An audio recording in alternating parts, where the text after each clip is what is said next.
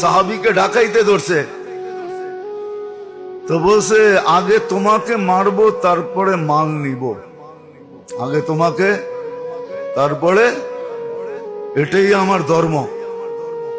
তো বলছে ঠিক আছে 2 রাকাত পড়তে দাও। ওই যে লাশগুলা দেখো না, তোমার মতো 2 রাকাত পড়ছে, কোনো কাজে দেয় না, আচ্ছা পড়ো। ডাকাইতে তো জানা ছিল না যে এর 2 রাকাত কিরকম 2 রাকাত, এর 2 রাকাত যে কিরকম এটা তো ওর জানা ছিল না।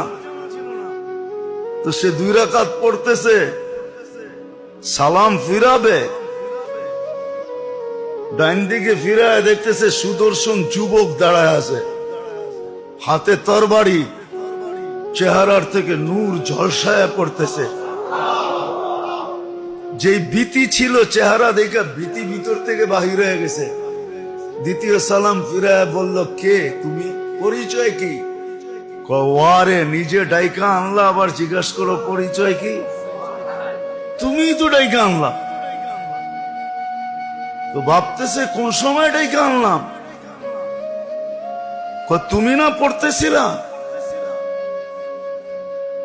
তুমি না সেজদায় দোয়া পড়তেছিলা, তোমার দোয়াই তো আমি চতুর্থ আকাশে ছিলাম। প্রথমবার পড়ছো তো তৃতীয়তে চলে আসছি, দ্বিতীয়বার পড়ছো তো দ্বিতীয়তে চলে আসছি, তৃতীয়বার পড়ছো তো প্রথমে চলে আসছি, চতুর্থবার আয়সা দাঁড়ায় গেছি, তোমার দুশমন জাহান্নামে পৌঁছা গেছে। তো বলছে শুধু আমার জন্য? বলছে না, আমি কিয়ামত পর্যন্ত জীবিত আছি, তোমার মতো জামাত যে উপহার দিতে পারবে তার সাহায্যে আমি নির্ধারিত। নামাজ তো ওরকম হইতে হবে।